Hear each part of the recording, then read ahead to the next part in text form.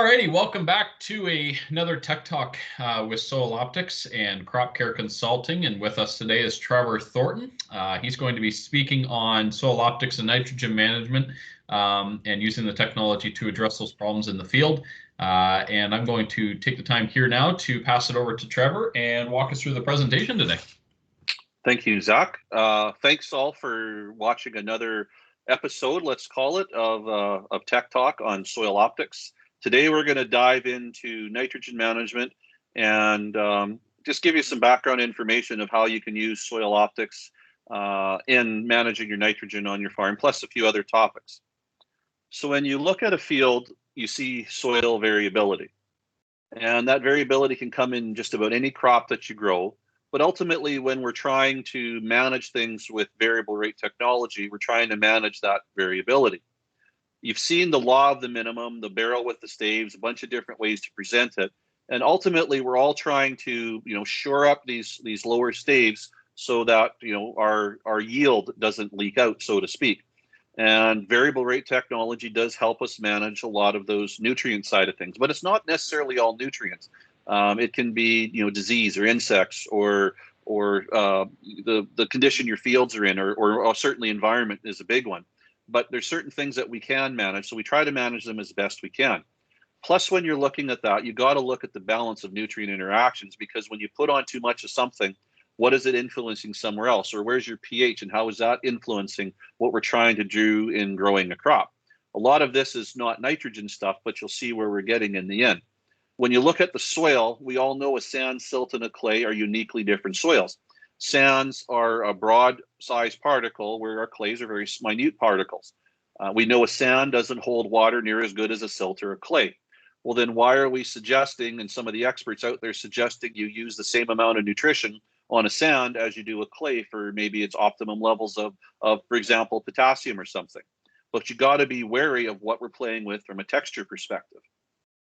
You also got to look at your fertilizer efficiency. And if you had the opportunity to watch our talk on the calcium and liming, this is a slide that we use. And when you look at that soil pH and how it affects, and we'll specifically look at nitrogen, we're wasting 53% of our fertilizer dollars at a 5 pH with that low pH unless we do something about it. And that's a lot of money that we're not being able to take advantage of on our nitrogen management. And when you look at how that crop grows, we need boron, silica, and calcium in order to get that nitrogen functioning for us. So putting more nitrogen on or more on, you're not necessarily going to get to where you need to be unless you look at the complete circle of nutrients that it takes to grow that crop. So why are we wanting to even look at the variable rate? Well, it all starts with the soil. We have to know what we're working with. Soil variability is a constant year to year. We can't change the environment that the crops grow in, but that variability we have in our soil will change. Some years in some parts of the prairies last year, the low spots were a devastation just because there's so much rain, and the hilltops that were usually dry were fantastic. Years before, a few years earlier, when it was so hot and dry, those hilltops burnt out and they didn't perform, where those low spots were phenomenal. So that variability is constant. How that variability displays itself is different, but that variability is constant. So how do you measure it? We're going to look at one field here where we have a Veris zones, so a good mapping system to look at zone management versus the Soil Optix. This is the Veris zone map, and this is our total count map that we get from Soil Optix. One of the good things between these two maps is you can see the pattern. So we got this pattern down in the bottom, and then we've got, it's a little different color, but we've got our pattern with the total count. We've got a triangle out here and triangle out there. You can look back and forth between these pictures and see a lot of correlation. So we are mapping soil changes, but we're specifically going to focus in on this small area of the field. When you look at this, we've got an organic matter in the background. So the red areas are lower organic matter. The green areas are better organic matter. You look at the potato crop growing there. Potatoes are a great crop to use when or to discover nutrient deficiencies and different challenges, just like corn is, because some crops whisper to you, like our broadacre crops, but some crops scream what's going on. This potato crop couldn't have screamed any louder. It's done. Yield is set. We're not going to gain any more. Where the tops over here, this crop has a lot of life left in them. Should we manage the nitrogen different or the same in these two spots? When you look at the zone map, these are both in the same zone, and they were only 60 feet apart. So how did a Veris zone, which did a good job of mapping the transitions, it didn't pick out some of these smaller areas of the field? And this wasn't that small of a spot. It was big enough, but it was attributed into that same zone. We needed a lot different nitrogen program in this area of the field. This isn't necessarily a soil optics picture, but it's looking at a crop, and you can see right in here, if it shows up on your screen properly, that the crop isn't doing as well, and to the side, it's doing quite a bit better. Original thought was, oh, we got a nitrogen problem. But then as we got diving into it and did tissue tests and talking with the grower, what we actually found is the potassium bridge. So we don't have the potassium levels down on this strip like we do on the rest of the field. Besides his weed control, which was getting a little on the late side, you can see substantial difference in growth. When they pulled the plants out and put them side by side, again, you could see substantial difference in growth. So by delivering a balanced nutrition program, the crop's more advanced, it's going to mature earlier. If we're in a short season area, what's the value of that in getting that crop off in the bin in good quality? But I wanted to point you at the tissue sample because it's actually quite interesting. So the area that had low potassium has low potassium compared to the area that had good potassium. So we are getting better potassium uptake. But also look at what's going on with our nitrogen. We had almost 3.7% nitrogen in the low potassium spot, but we have 2.7% in the good potassium potassium spot. We didn't change the nitrogen application, but what's going on here, because those nutrients are balanced, this crop is working harder. So it's actually using the background fertility that we've placed up. And if you can actually look at the phosphorus right beside it too, we're at a 0.27 on the poor spot and a 0.14 on the good spot. So this plant here is working a lot harder. Only different is we got adequate potassium in order to feed that crop. That's why balance is so important when you're trying to manage any nutrient. Just an example of a variable rate nitrogen map based off of a Veris or an EM zone, ranging from 120 pounds of product up to 159. When you look at another field here, we got a satellite zone versus a 5-acre site specific, and we'll focus on this red area, which is zone 1. We have 13 part per million nitrate nitrogen as a background residual. Within that zone, we've got a 72, a 39, a 36, and these are all parts per million, so you double that per pounds per acre. So this spot's saying I got 13 parts per million or 26 pounds. This spot, I'm at 144 pounds an acre of background nitrogen. We actually went back in and pulled some samples because we didn't believe them, and the lab confirmed these areas are right. So within this zone, I've got a 72 and I've got a 5. How do I manage nitrogen properly with the zone that hasn't captured the true variability in that field, specifically on residual nitrate nitrogen? So the Veris or EM does a great job of collecting the where, but then you create 3 to 7 zones depending on the system you're working with, and we lose the details. But does it really find the what? What about rough fields or vegetation or moisture? And the EM is very sensitive to electrical and power lines, so is it giving you a good job? So we go back to that same field and we're looking at our organic matter in that ridge in the middle. And I would say this zone map did capture how the general trends in that field are pretty good. But we got 1.9% organic matter versus 4.6. Within that same 1.9 zone 1, the Soil Optix, we have some spots in here that are 0.8 to beside the yard, we're at 4. So this is roughly 40 pounds of nitrogen availability. This is 10. This is going to give us around 20. This is an average. This is site specific. The zone doesn't get us anywhere close we need to be in order to properly manage the nitrogen in this field. With the Soil Optix and looking at the different nutrient interactions of what we're seeing in the field, we can really dive into the why. Why are these areas lodging? Do we have high residual nitrates? Do we have low potassium? Do we have some manganese issues?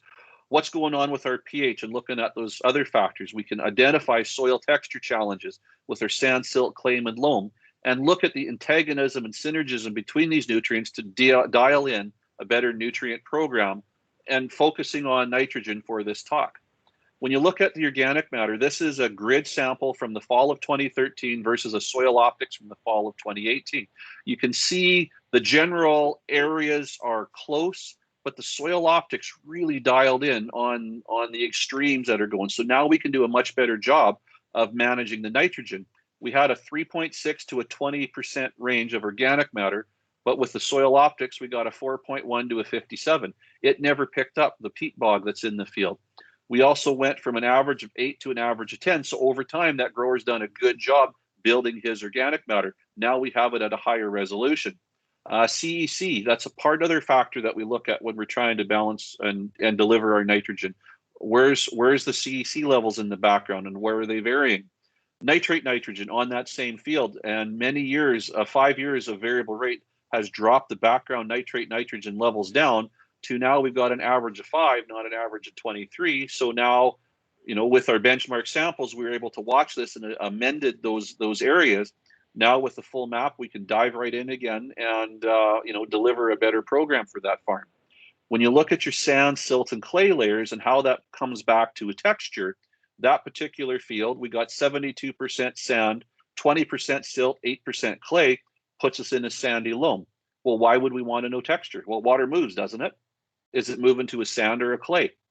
When we're managing our nitrogen, it's important to know that so we can appropriately apply the amount of nutrients, but also be able to multiple stage apply so we can use that information in season and react to the environmental conditions that we've been given. And if we've got a clay area that's been drowned out, obviously we're not going to put any more groceries on it. But if we've got a sandy area that's doing very well because it's wet, we can push it a little harder, and vice versa. If that sand has dried up on a dry year, we're not going to go push that area really any harder. But those areas where we have higher clay, we're going to push them a little bit further. When you look at that wetness potential and how moisture flows, we have a consultant that we used to work with that would drive around with his in-field vehicle and map out all the hollows, and we would use that in our variable rate planning. With the Soil Optix, we were able to define those areas much better and ramp them a little bit better. Although it looks like a hard number, these are actually a little softer, but they're quick. So we can more precisely place our nitrogen better within the field. But not just manage the nitrogen, we can also do the inverse and manage our K. So those areas are prone to lodging. So not only are we backing off the nitrogen, we're boosting up the potassium to help that crop even out in its maturity and help with the standability. There's another field when we're looking at organic matter, which was from the fall of 18. This particular field ranged from 2% on the bottom end to 7.6 on the top end with an average of 4.5. How do you manage nitrogen on something like that? Well, when you bring all the factors in that we're looking at to variable rate nitrogen, some areas, because of the sand and the low organic matter, we had to back off because they just don't have the potential that the rest of the field does. So we're ranging from 115 to 240 pounds of nitrogen product applied with an average of 197. So we're precisely placing it in the field based on the Soil Optix layers that we have to look at. So we come back to that same zone field again, and with the Veris nitrogen ranging from 120 to 160 with an average of 138. Using the same methodology in calculating the nitrogen recommendation with a site-specific end, meaning more of a grid-based, we've got a bigger range, and the average came down a little bit to a 131. When we take the Soil Optix on that field, and I put it over 3D here just so you could see some of the topography, our range actually broadens up even again because we've defined some of those areas that need help, but also areas where we can't push it hard. And we've backed that average now back down to 124. So we're have a wider range and actually needing less nitrogen on that field using the same input, but just looking at different data in order to get us there. In 2019, we had some good results out of Alberta, a popular zone program to the Soil Optix suite. What we saw was 3 weeks earlier on the Soil Optix field, more even maturity and less nitrogen used. Plus, we got 20 bushels better and 1 grade better. And that's 1 grade better on 100% of the bushels, not just extra bushels. We also saw that year on a program with canola done variable rate on grids versus the Soil Optix, we got a 7 bushel bump again. So that very quickly pays for that Soil Optix layer in 1 year. Just a picture of that wheat, you can see this is the Soil Optix field when they're doing their desiccant versus the zone program. You can see that they were pushing the nitrogen harder, maybe didn't quite define the areas good enough, but we have no issues with the crop standing here. And this here, it actually turned out to be more than 3 weeks in the end. It was closer to 5 because weather got involved, and they ended up swathing this field. So what does it cost to take a swather across the field versus straight cutting? That's a huge cost that you got to add into a grower's expense. 3 weeks of maturity. This got off with that better grade, so they got a lot more money for it. This year they struggled to get it off, so you lost some grade. This could have potentially been turned into feed wheat if the weather didn't turn around. So when you're managing nitrogen, there's more to managing nitrogen than just nitrogen. We need to look at a lot of other factors. If you've watched some of our other tech talks, we always talk about balance, and we can't get focused on a single nutrient. We've got to focus on the whole gamut of what it takes to grow that crop. We need to look at our pH, potentially our ratios, our textures, our organic matter, nitrate, nitrogen, the relationships, how water moves, where does it move to, and what kind of soil is it moving to. With that, that's kind of summarizes our brief talk on Soil Optix and nitrogen. Left some contact information here if you have to be watching. By means, if you want any other questions answered or some more information, please don't hesitate to reach out to us or the folks at Soil Optix, and we can steer you in the right direction. With that, I'll turn it back to Zach. Well, thank you so much, Trevor. Really interesting discussion there, certainly on nitrogen and it not only being obviously one property, but how it is influenced by so many other things, right? And with the Soil Optix technology, one of the most prominent components to the technology itself is, of course, mapping the texture, right? And getting an understanding of clay, sand, and silt by itself.